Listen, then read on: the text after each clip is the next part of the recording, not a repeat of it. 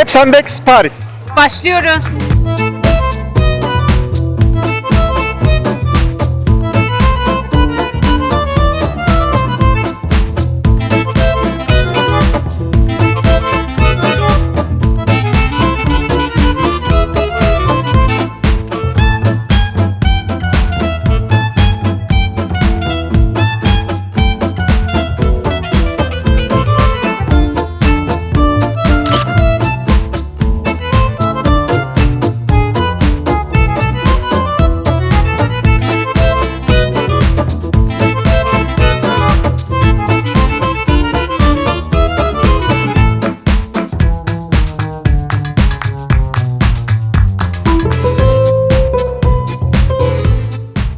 Kişiye sorsak Avrupa'dan bir şehir ismi söyleyin diye herhalde en popüler cevap Paris çıkardı. O yüzden rahatlıkla Avrupa'nın en popüler şehrindeyiz diyebiliriz.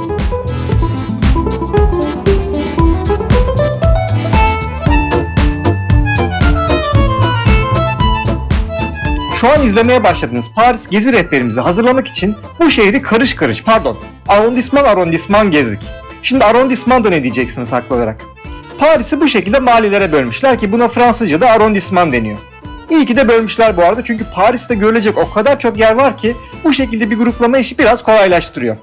En azından biz bu şekilde gezdik Paris'i ve tavsiye de ederiz. Hazırsanız Paris turumuza birinci bölgeyle başlıyoruz.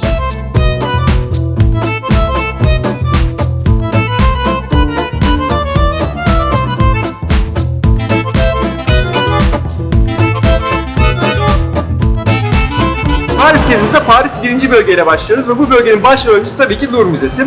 Biz Louvre'a metro ile geldik ve geldiğimizde durakta böyle kendimizi sanat dolu bir metro durağı platformunda bulduk. Heyecan arttı. Daha durakta bunları gördüysek kim bilir müzede bizleri neler bekliyor.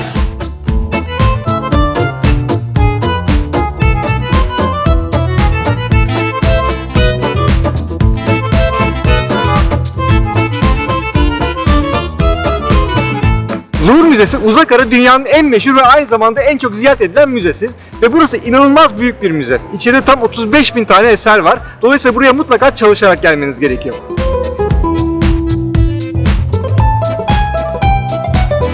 Peki Louvre'a ne kadar vakit ayırmalıyım diye soracak olursanız aslında bu sorunun tam bir cevabı yok. Çünkü hiçbir zaman kendinizi tatmin edecek kadar Louvre'a vakit ayıramayacaksınız. Şimdi şöyle bahsedeyim, biraz rakamlardan konuşalım. Ne demiştik? İçeride 35.000 tane eser var. Diyelim ki müzenin yarısını eleyelim.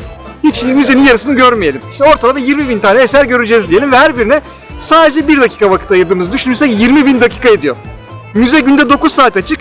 Dolayısıyla 20.000 dakika yaklaşık böyle 37 gün falan ediyor. Louvre'a 1 ay bile yetmez.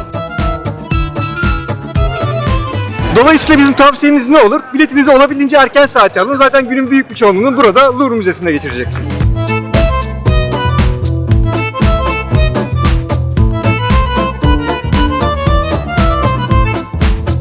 Bu arada Louvre Müzesi için biletinizi mutlaka online olarak alın. Yoksa bayağı bir sırada beklersiniz kapıda.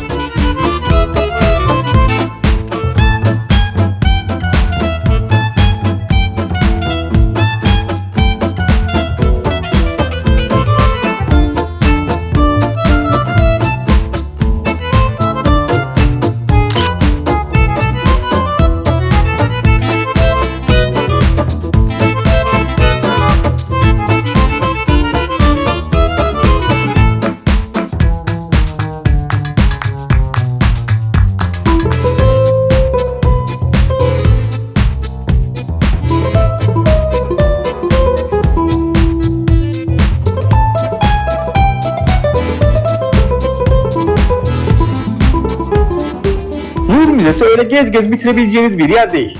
Biz de bu videoda tabii ki müzenin detaylarına girmeyeceğiz. Ama merak etmeyin, sizler için ayrı bir Louvre Müzesi videomuz olacak. Orada müzeyi bizimle birlikte tüm detaylarıyla gezebileceksiniz.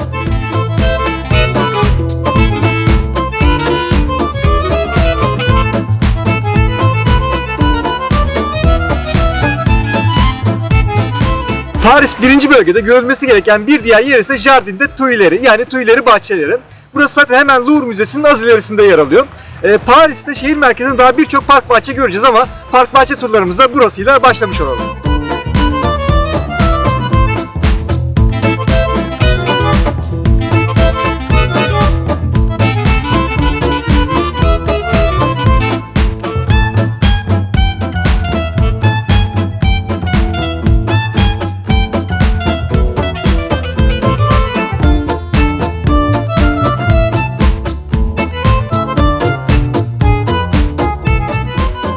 Paris'in sanat dolu sofistiki yaşamına uzun süre maruz kalınca tabii bahçıvanlar da böyle biraz enteresan oluyor. Burada Louvre Müzesi'nde 2021 yılında bir sergi yapılmış. Bahçıvanlar o sergiye gitmişler. Sergideki objelerden, gördüklerinden ilham alıp böyle çiçek bahçeleri yaratmışlar. Mesela burada bir tane obje var. Bu objenin kırılganlığından ilham alıp böyle beyazlı sarılı kırılgan çiçekler koymuşlar. Yanda bir tane daha var. Mavi bir tablonun yaydığı enerjiden ilham alıp böyle enerji dolu renklerle bir çiçek tarihi yapmış.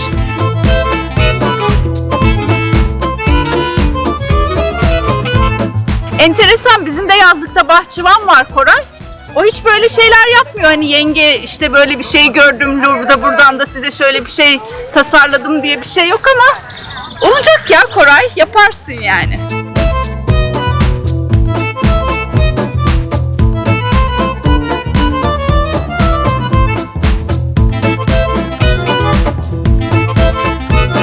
Paris 1. bölgedeki turumuza devam ediyoruz. Bu bölgenin hemen güneydoğusunda Sen Nehri üzerinde 2 tane ada var. Bu 2 adadan daha batıda olanı ve daha meşhur olanı ismi Ile de la Cité. Ve bu ada Paris'te 2 tane bölgeye yayılmış durumda. Bu adanın batı tarafı Paris 1. bölgede yer alırken Notre Dame Katedrali'nin yer aldığı doğu tarafı ise 4. bölgede yer alıyor. 1. bölgede ne var derseniz bu arkamda görmüş olduğunuz köprü ismi Pont Neuf. Anlamı aslında yeni köprü demek ama anlamının tam tersine burası Paris'in en eski köprüsü. 1600'lü yılların başında yapılmış ve bu Ile de la Cité adası üzerinden Paris'in 1. bölgesini 6. bölgeye bağlayan bir köprü. Ve bu köprüden adaya geçtiğinizde sizleri 2 tane yapı bekliyor. Bunlardan birisi La Sainte-Chapelle, diğeri ise Conciergerie.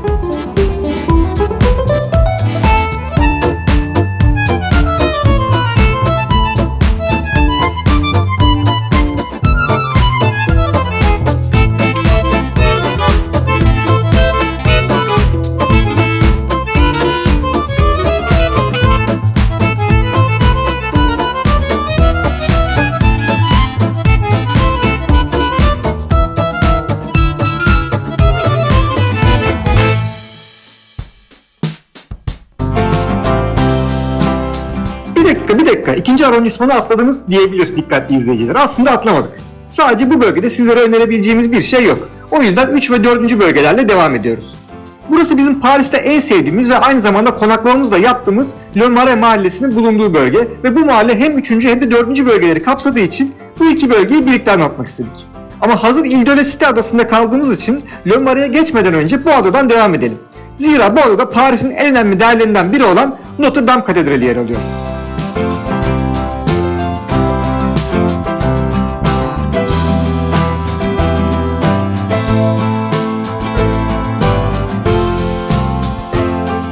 Notre Dame Katedrali'ndeyiz. Burası da yine Paris'in olmazsa olmazlarından birisi.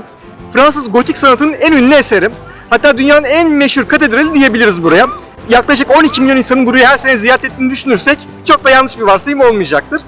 2019 senesinde çıkan bir yangında bildiğiniz gibi çatısı büyük bir hasar aldı ve restorasyon çalışmaları başlamıştı. 2022'deyiz ve bu çalışmalar hala devam ediyor. Dolayısıyla katedrale girmek mümkün değil ama dışarıdan görebildiğimiz kadarını sizlerle paylaşalım.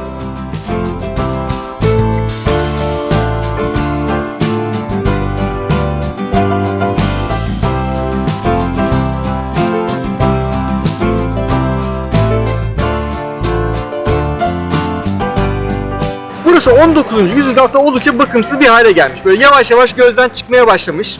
Hatta böyle bir dönem yıkılması bile söz konusu olmuş. İşte o dönemde Victor Hugo bir roman yazmış. Tahmin edebileceğiniz üzere Notre Dame'ın Kamburu. Ve bu romanla birlikte bu katedral tekrar dikkatleri üzerine çekmeye başlamış. Tekrar popülerleşmeye başlamış. Ve az önce de bahsettiğimiz gibi günümüzde dünyanın en popüler, en meşhur katedrallerinden birisi olmuş. Dolayısıyla bugün Notre Dame Katedrali olduysa bunda Victor Hugo'nun rolü oldukça büyük.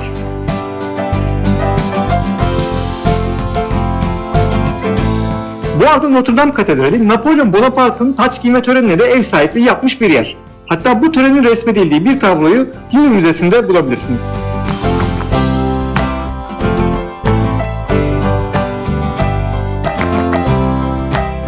Evet, artık Le Marais mahallesine geçebiliriz. Burası sanat galerileri, tematik mağazaları, keyifli kafeleri ve restoranları ile şehrin en cool, en bohem bölgesi.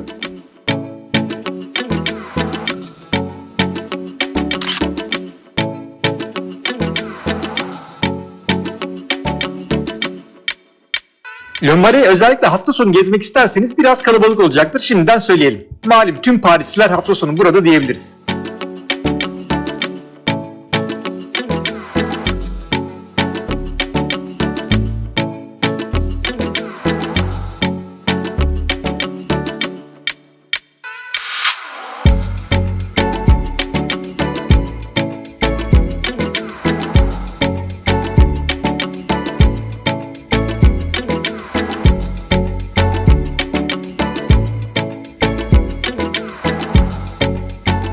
Vosges Meydanı mahallenin en keyifli yerlerinden birisi. Görüntüler zaten her şeyi anlatıyor. Tam yiyeceğini içeceğini kapıp gelmelik yer. Bu meydanın bir köşesinde ise bir dönem Victor Hugo'nun yaşamış olduğu evi göreceksiniz. Ve bu evi ücretsiz olarak gezebiliyorsunuz.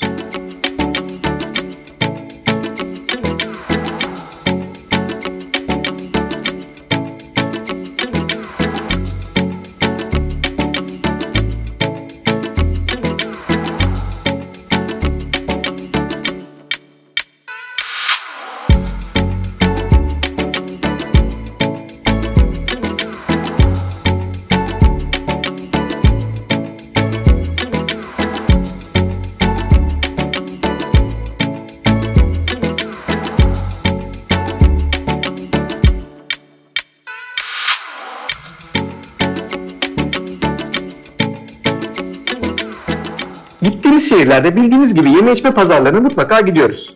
Paris'te de uğradığımız yer Marché des Enfants Rouges pazarı oldu. Ama burası diğer şehirlerde gittiğimiz pazarlara göre biraz vasat kaldı açıkçası. Yine de adettendir. Hızlıca bir şeyler yedik ve şimdi yolumuza devam ediyoruz.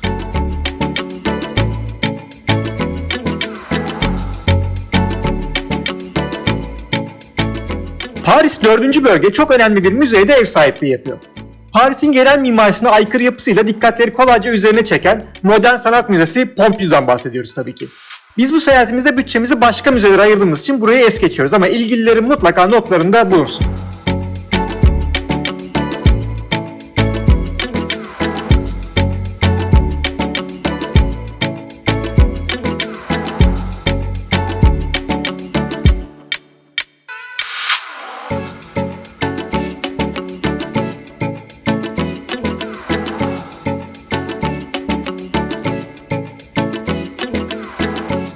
Paris 5. bölgeye haritada baktığınızda zaten dikkatinizi çekecek ilk yapının Pantheon olduğunu göreceksiniz. Burası 18. yüzyılda Roma'daki Pantheon'un mimarisine esinlenilerek inşa edilmiş bir yapı. Aslında ilk yapıldığında bir kilise olarak yapılmış ama hemen Fransız devrimiyle birlikte bu kilise özelliğini kaybetmiş. Günümüzde burası Jean-Jacques Rousseau, Victor Hugo ve diğer birçok Fransız entelektüelin mezarlarının bulunduğu aslında bir anıt mezar, bir mozole gibi bir yer ve bir Yunan tapınağı da oldukça benziyor.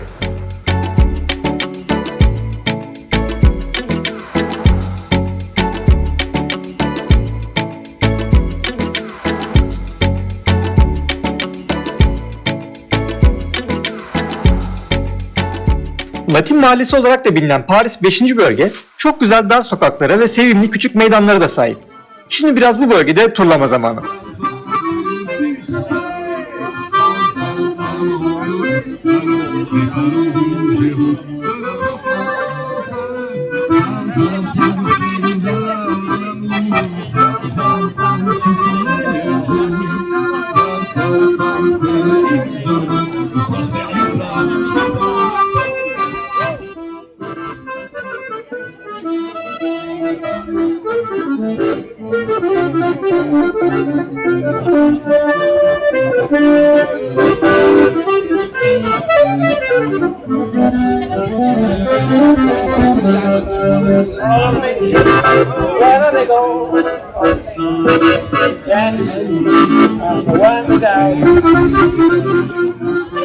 Paris'in her sokağında bir sürprizle karşılaşabiliyorsunuz. Aynen burada olduğu gibi.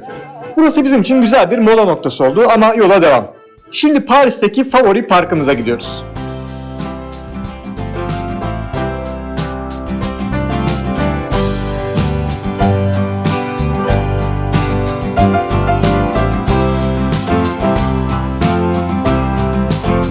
Evet, Paris 5. bölgedeki Jardin des Plants'tayız. Burası içerisinde bir doğa tarihi müzesi, gül bahçeleri, alp bahçesi, seralar, 1700'lerden kalma ağaçlar gibi birçok şeyi barındıran oldukça büyük ve aynı zamanda tarihi bir park.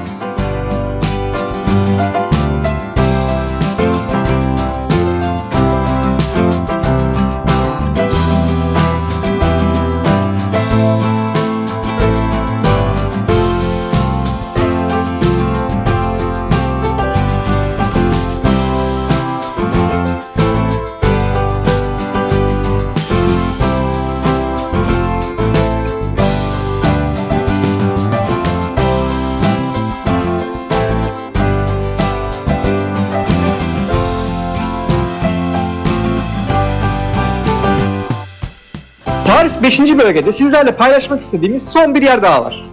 Shakespeare & Company Paris'in en ünlü kitapçısı. Aslında bu isimdeki orijinal kitapçı 1919 yılında başka bir yerde açılmış ve o dönemlerde o kitapçının müdavimleri arasında James Joyce, Fitzgerald, Hemingway gibi isimler de varmış. Ancak oranın sahibi 2. Dünya Savaşı sırasında dükkanı kapatmak zorunda kalmış.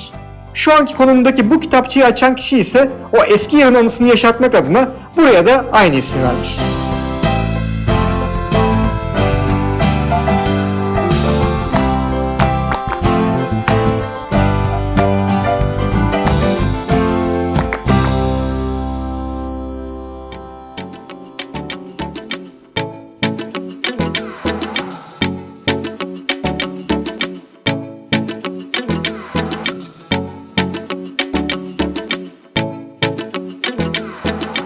Şimdi de Paris'te 6. bölgeye geldik.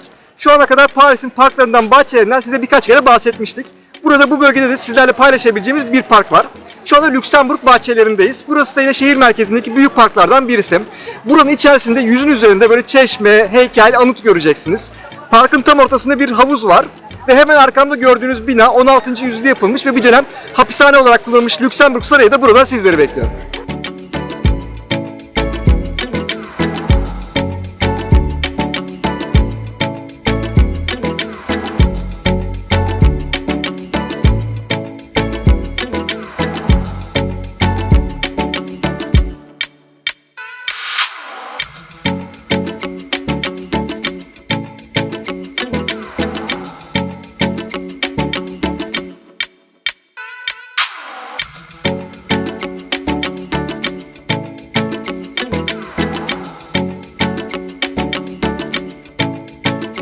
Evet, hazırsanız artık Paris 7. bölgeye geçebiliriz.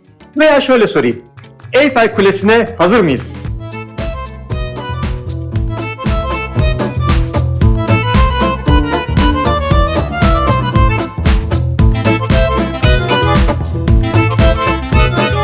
Paris 7. bölgenin başrol oyuncusu. Hatta belki de Paris'in başrol oyuncusu demek daha doğru olur. Eyfel Kulesi.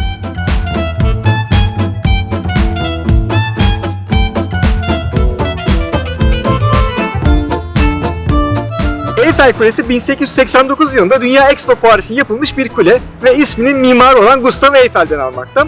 Ve bu Eyfel Kulesi yapıldığı dönemde aynı zamanda dünyanın en yüksek yapısı ünvanını da almış.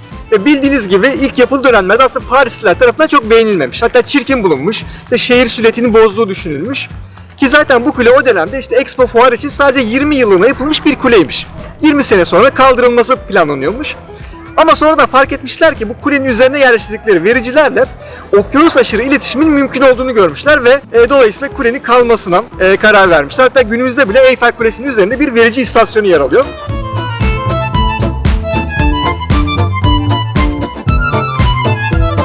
Şimdi burada Eyfel Kulesi'nde ne yapabilirsiniz derseniz aslında temel olarak iki şey yapabilirsiniz. Birincisi böyle dışarıdan Eyfel Kulesi'ne bakabilirsiniz ya da Eyfel Kulesi'ne çıkıp yukarıdan Paris'e bakabilirsiniz. Biz açıkçası Eyfel Kulesi'ne çıkmayı tercih etmiyoruz çünkü Eyfel Kulesi'ne çıkıp Paris'e yukarıdan baktığınızda takdir edersiniz ki Eyfel Kulesi'ni göremeyeceksiniz. Ama Paris'te böyle başka manzara tepeleri var ki oradan Paris'e baktığınızda manzaranızı Eyfel Kulesi'nde ekleyebileceksiniz. O yüzden biz bu şekilde yer hizasından Eyfel Kulesi'ne bakıyor olacağız ve farklı açılardan sizlere göstermeye çalışacağız.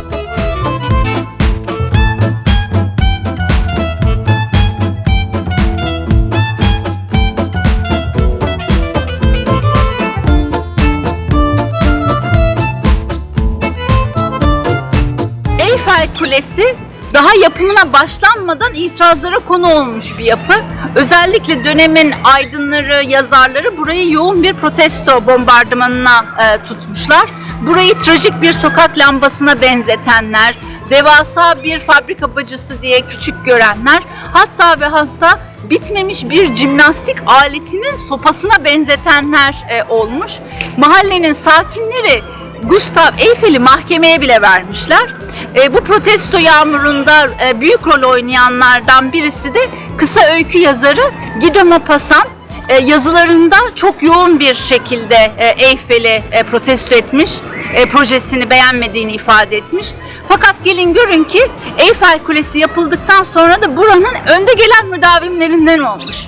Her gün teras restoranda, 1. kattaki restoranda öğle yemeklerini yermiş. Bu tabii insanların gözünden kaçmamış, demişler. Üstad demişler, hayırdır yani Eyfel'i sevmiyorum diyordun. Buranın müdavimi oldun, beğendin herhalde yapılınca demiş. Hayır demiş, bu lanet binayı görmediğim tek yer bu binanın üstü demiş. Tabii o zamanlar herhalde Eyfel'e giriş ücretsiz. Adam her gün girip çıkıyor.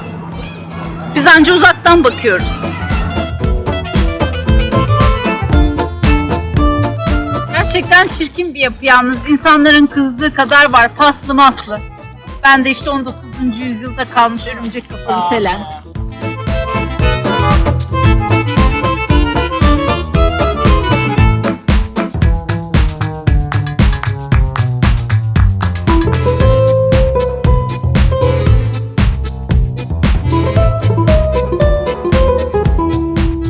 Eyfel Kulesi'nin hemen yanındaki park yani Champ de Mars özellikle hava güzelse çok keyifli bir yer. Eyfel'in tadını da en güzel çıkarabileceğiniz yerlerden birisi. Hatta buraya gelirken yakınlardaki marketlerden bir şeyler ayarlayın ve burada Champ de Mars'ta güzel bir piknik yapın.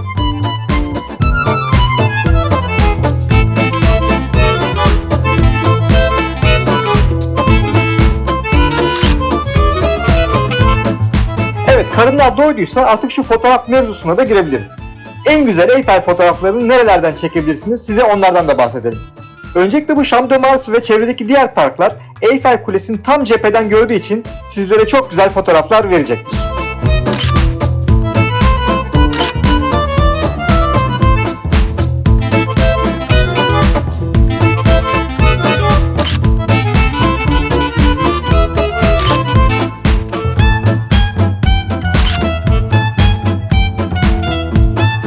Bir diğer fotoğraf noktası ise hemen nehrin kenarında yer alan Eyfel Atlı Karıncası. Namı değer karuzel.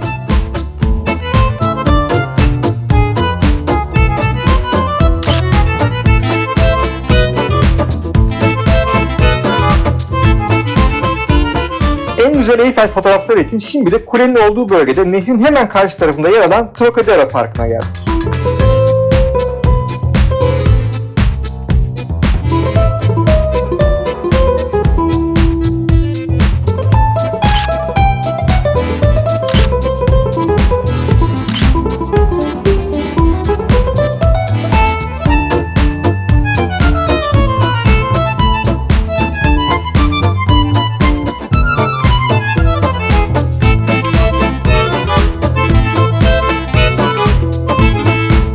Selen şu an ne mi yapıyor? Evet, güzel fotoğraf yakalamak biraz zahmet istiyor tabii.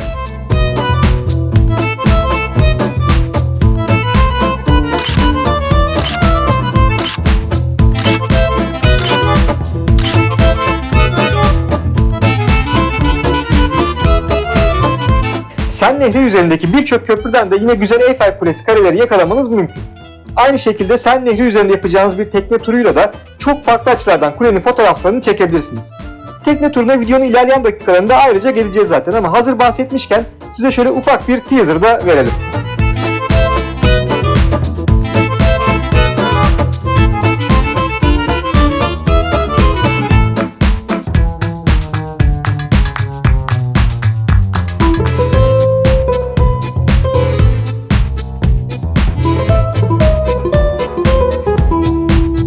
Paris 7. bölge sadece Eyfel Kulesi'yle sınırlı değil.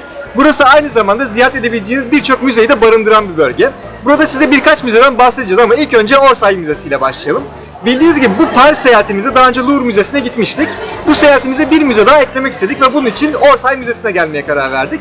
Niye burayı seçtik? Çünkü burası aslında sadece Paris'in veya Fransa'nın değil, aynı zamanda dünyanın da en çok ziyaret edilen müzelerinden birisi. Aslında orijinalinde bir tren istasyonu olarak yapılmış, sonradan müzeye çevrilmiş bir bina. Dolayısıyla binası da gerçekten çok güzel. Ve içeride işte Renoir, Monet, Cézanne, Pissarro, Van Gogh gibi birçok dev ismin eserini bulabilirsiniz.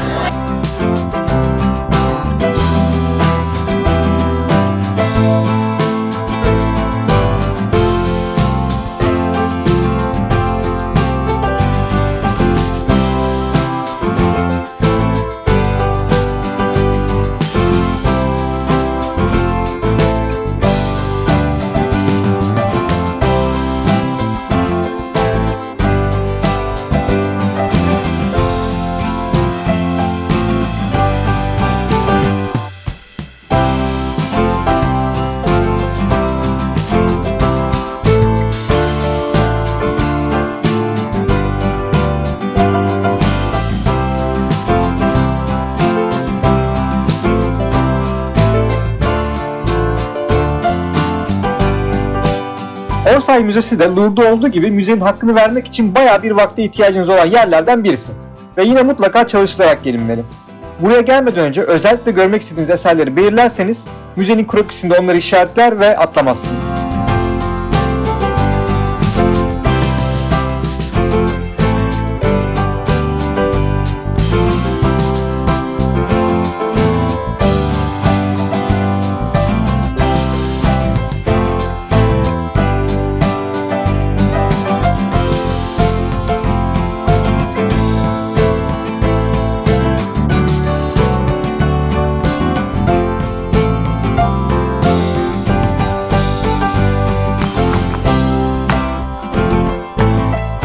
Paris 7. bölgeye daha çok vakit ayırmak isterseniz, burada Napolyon'un mezarının da yer aldığı Napolyon'un lahiti yani Les Invalides ve aynı zamanda Rodin'in eserlerini görebileceğiniz Rodin Müzesi uğrayabileceğiniz diğer yerler arasında olacak.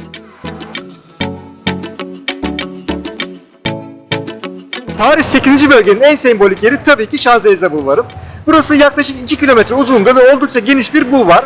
Bir ucunda Zafer Takı yer alıyor, öbür ucunda ise Concorde Meydanı bulunuyor. Bu meydanın Concorde Meydanı'na yakın olan tarafı oldukça böyle ağaçlıklı, yeşil bir bölge. Hatta yanında bir park da var.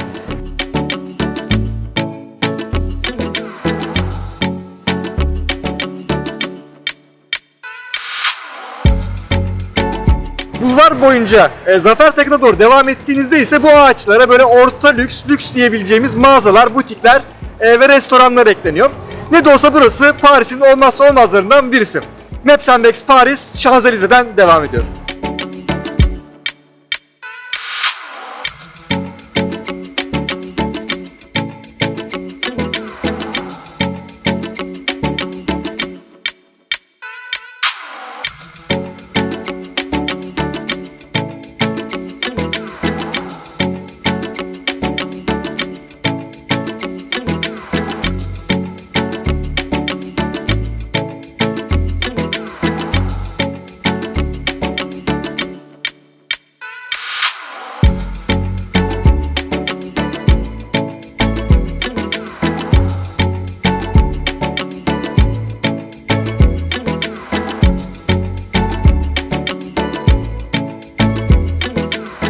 Şanzelize'nin en batı ucuna geldiğinizde burada sizi o tüm ihtişamıyla Zafer Takı karşılayacak. Bu Zafer Takı bizzat Napolyon tarafından yaptırılmış bir yapı. Bir sefer sırasında Paris'in en ünlü mimarına bir emir veriyor. Diyor ki buraya bir Zafer Takı yap ki savaşlardan başarıyla dönen, savaşlardan zafer dönen Fransız askerleri bu takın altından geçerek şehre girsinler. Ve sonrasında bu yapı buraya yapılıyor. Ama kalan hayatı boyunca Napolyon'a bu takın altından geçmek nasip olmuyor. Ta ki 1840 senesinde cenazesi Paris'e getirildiğinde şu an mezarın olduğu yere götürülmeden önce cenazesi bu takın altından geçirilerek şehre sokuluyor.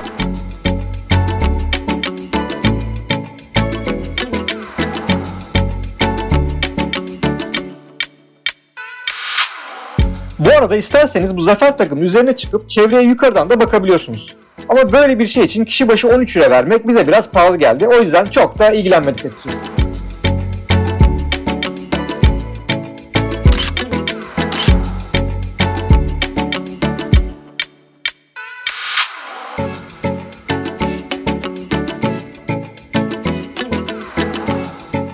Şimdi de Şanzelize'nin en doğu ucuna geldik. Concorde Meydanı'ndayız. Aslında bu arkamdaki meydanda bir tane dikili taş görüyor olmanız lazım ama şu an maalesef restorasyona girmiş. O arkamda gördüğünüz sarı paravanla etrafı kapatılmış durumda. Bu meydan Fransız devrimi için çok önemli bir yer. Fransız devriminin aslında sembolik noktası burası. Ve tarihteki o kanlı sahnelere de şahitlik etmiş meydan.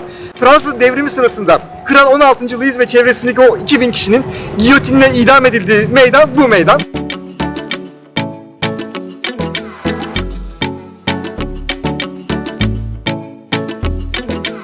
Aslında Concorde Meydanı anlam olarak anlaşma meydanı, uyum meydanı demek olsa da tarihte böyle bir olaya sahne olmuş bir meydandayız şu an.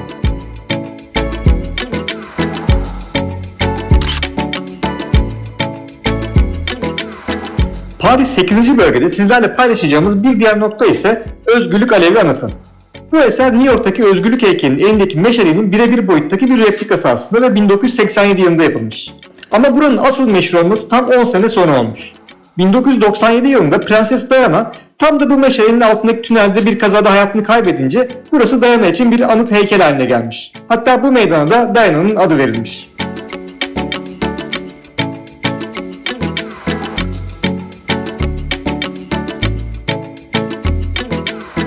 Paris 9. bölgeye geçmeden bu bölgede sizlerle son bir yer daha paylaşacağız. Bir Yunan tapınağını andıran görkemli yapısıyla Madeleine Kilisesi bize göre Paris'te atlanmaması gereken yerlerden birisi. 20 metre uzunluğunda 52 tane kolona sahip bu kilisenin yapımı ise 1800'lü yıllara dayanıyor. Ve içeride bizi güzel bir sürpriz karşılıyor.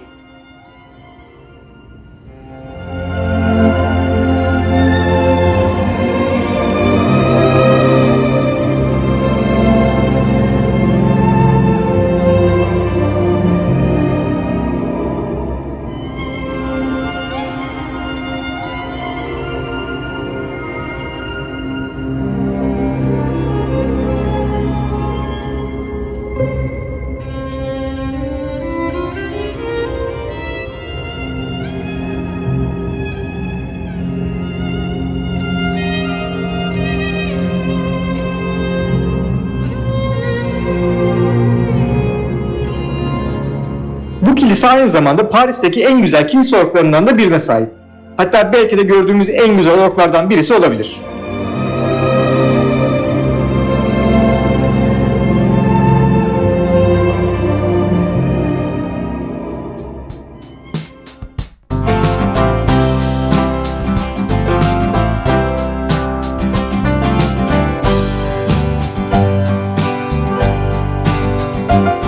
Evet, Paris 9. bölgede ilk olarak Galeries Lafayette'e gidiyoruz.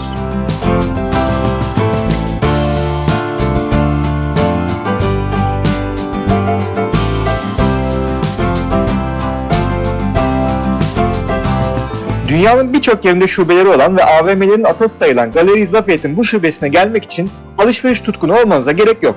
Sadece bu cam kubbesini görmek için bile buraya gelinebilir.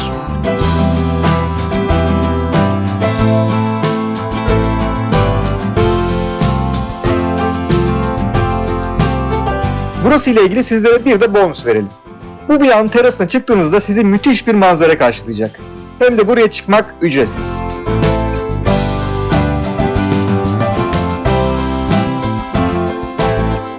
Bu karşımıza duran etkileyici yapı opera binası. Yani bizim Paris 9. bölgede gideceğimiz ikinci ve son durağımız. Haydi gelin şimdi tekrar aşağı inelim ve opera binasına bir de aşağıdan bakalım. 1875 yılından beri sanat etkinliklerine ev sahipliği yapan Opera Garnier binası, Neo-Barok stilinin önemli yapıları arasında yer alıyor. İsterseniz 14 euroluk bir ücret ile içinde gezebiliyorsunuz. Biz ne mi yapıyoruz? 10. bölgeye devam ediyoruz.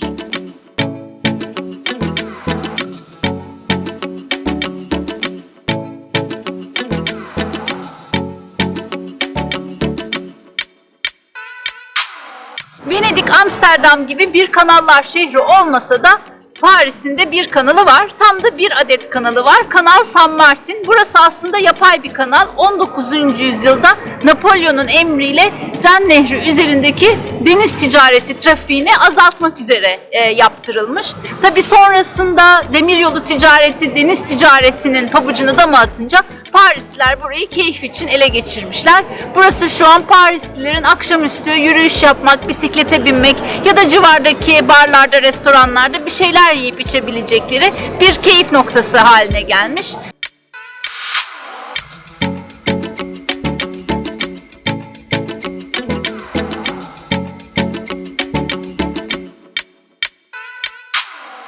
Biz de icabına bakıyoruz. Her zamanki gibi keyif noktası bulduk mu oraya kuruluyoruz. San Martin'in keyfini çıkarıyoruz.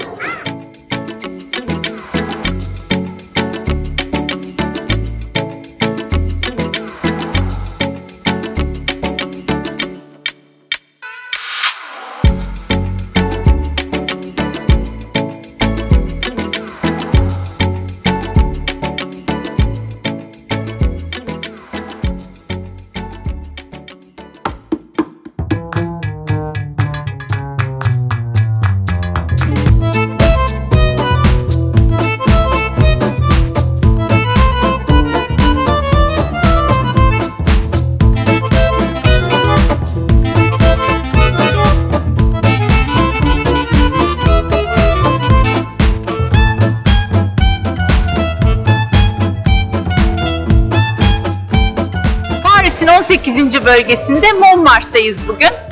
Amélie filmiyle ününe ün katan bölge aslında 20. yüzyılda Paris'in bir köyü. Paris dışında kalan bir bölge olduğu için kiralar şehir merkezine göre görece daha düşük.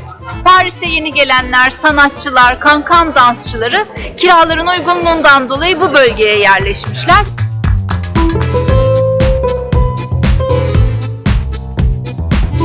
Van Gogh, Dali, Monet ve Picasso gibi birçok sanatçının beslendiği, stüdyolarının yer aldığı bu mahalleyi gezeceğiz bugün.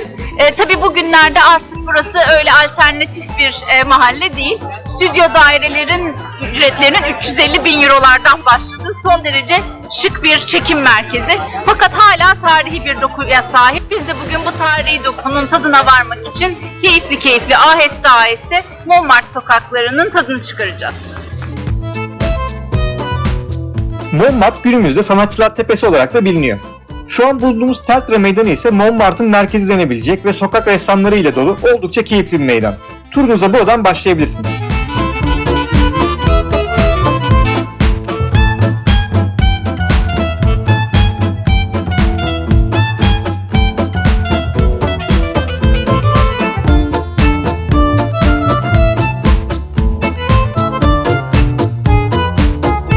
Sanatçılar Tepesi demiştik ya buraya. Mesela bu mavi kapalı evde Van Gogh 2 sene yaşamış.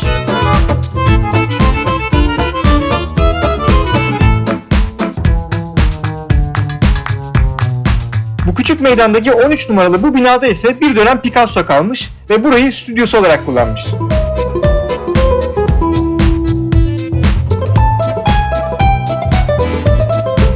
Gelelim Montmartre'ın en çok fotoğraflanan kafesine. Le Consulat. Burası eskiden Picasso, Monet, Van Gogh gibi birçok sanatçının buluşma noktasıymış.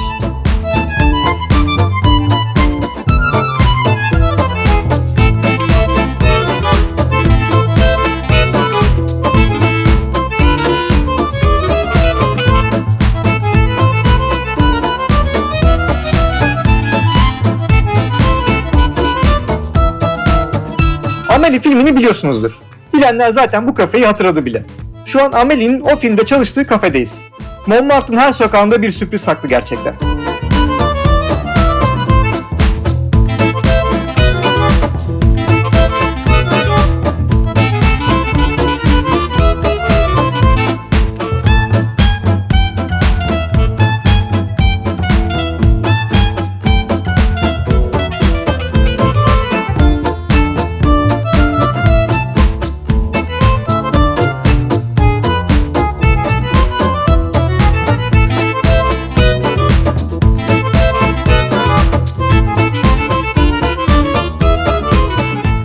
Rouge yani Kırmızı Değirmen 1889 yılında açılmış bir kabare ve özel bir işletme olmasına rağmen Paris'in hatta Fransa'nın önemli sembollerinden birisi. Günümüzde buradaki şovlar biraz turistik bir hale bürünmüş olsa da Montmartre'a gelip Moulin Rouge'u şöyle bir dışarıdan görmeden olmaz tabii ki.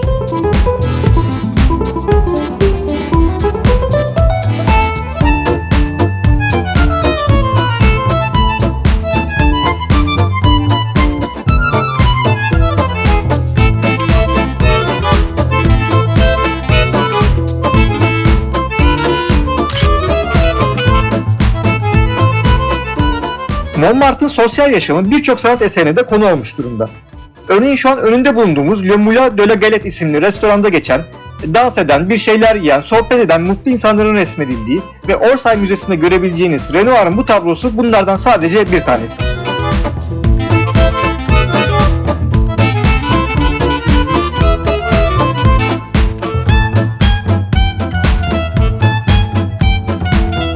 Montmartre'da bir de Seni Seviyorum duvarı var.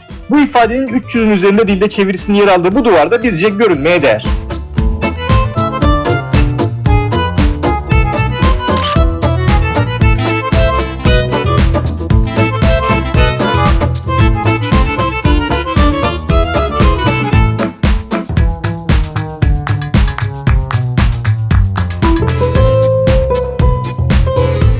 Hep gezelim görelim olacak değil tabii ki. Size Montmartre'da bir de çok lezzetli ürünlere sahip butik bir pastane önerelim.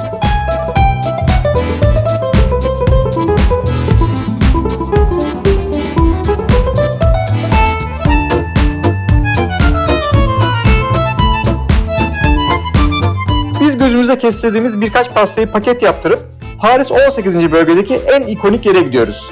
Ve bu atıştırmalıklarımızı Sacré-Cœur manzarasında yiyoruz.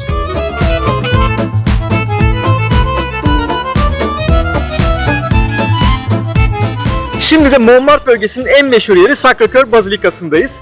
Burası bize göre Paris'teki en güzel yapılardan birisi.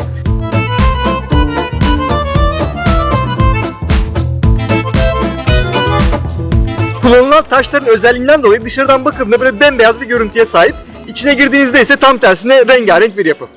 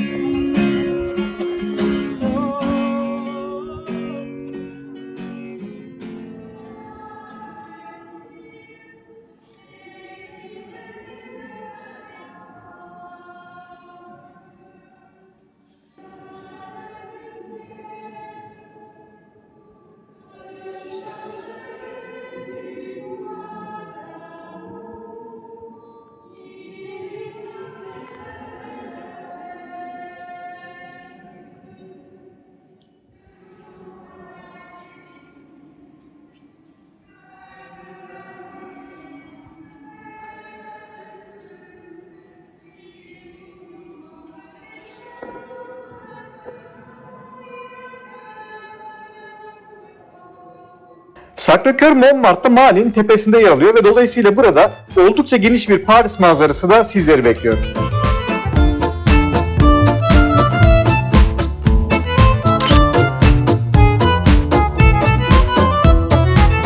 Montmartre'daki turumuzu bitirmeden bir kiliseye daha gidiyoruz.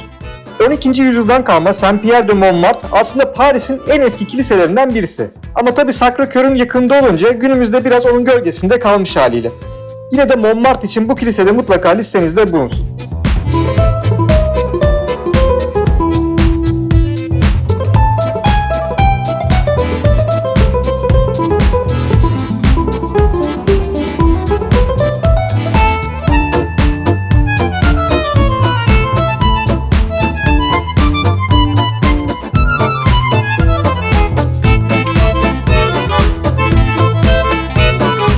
Son olarak da Paris'te 20. bölgedeyiz. Bu bölgede de sizlere önereceğimiz bir yer var ve bunun için bir mezarlığa gidiyoruz.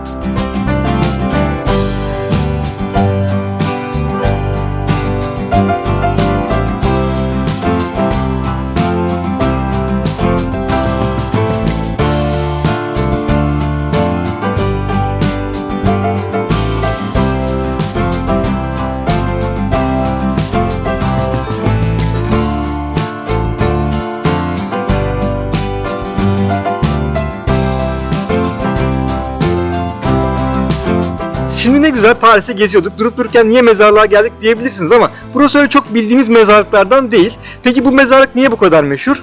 Burayı meşhur kılan aslında en az mezarların güzelliği kadar birçok ünlünün mezarında burada Père Lachaise mezarlığında olması.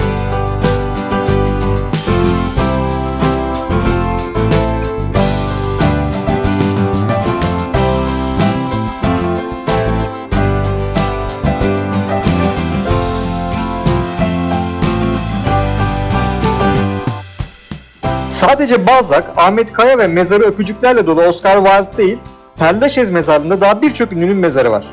La Fontaine, Molière, Chopin ve Yılmaz Güney bunlardan sadece bazıları.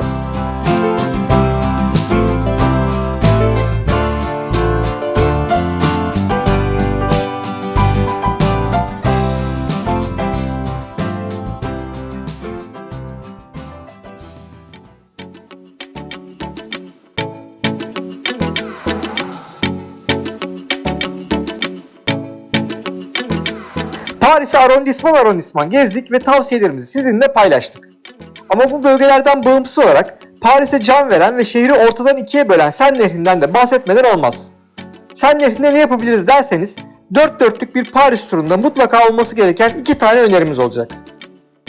Öncelikle mutlaka bir gün kendinize keyifli bir nokta bulun ve Seine Nehri kenarında ufak bir piknik yapın. Bunun için Paris'te birçok yer bulabilirsiniz ama bizim favori yerlerimiz genelde Ile de la Cité adası civarındaki yerler oldu.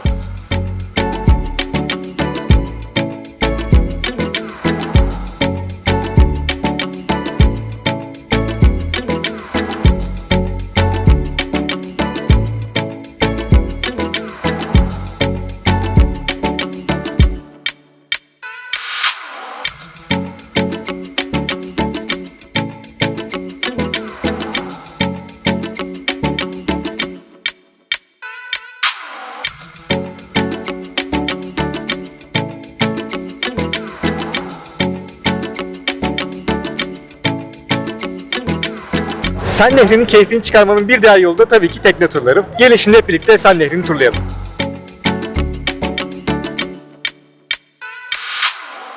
Yaklaşık 1 saat süren bu tekne turları için size önemli bir tavsiyemiz olacak. Bu turu mutlaka akşam gün batımı saatinde yapın. Böylece tekneden Paris'in hem gündüzünü hem de gecesini görme şansınız olsun. Ne demek istediğimizi birazdan görüntülerde daha iyi anlayacaksınız.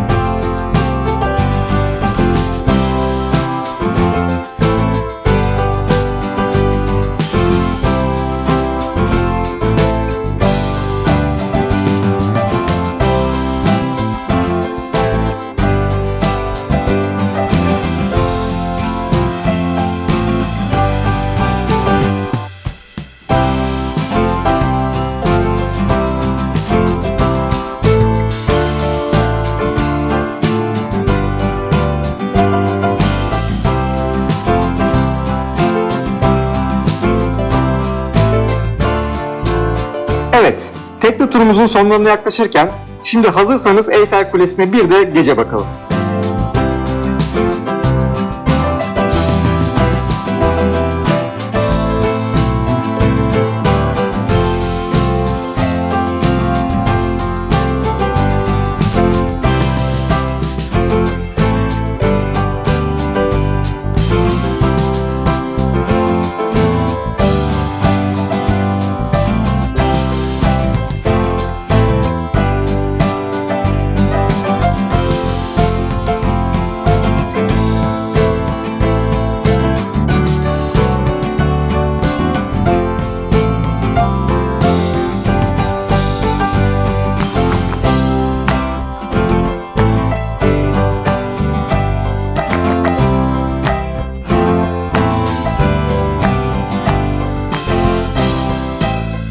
Biz Paris'i 5 günde gezdik ve bu sürede bu videoda izlediğiniz tüm yerlere gidebildik.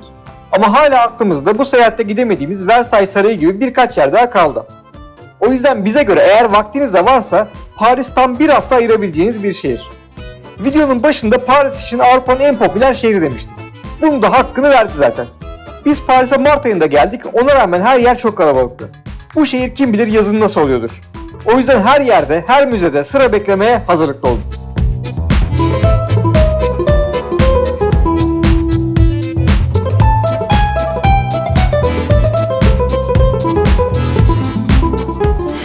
Söyleyeyim, Şükrü Paris programını gösterdiğinde gözüm biraz korkmuştu.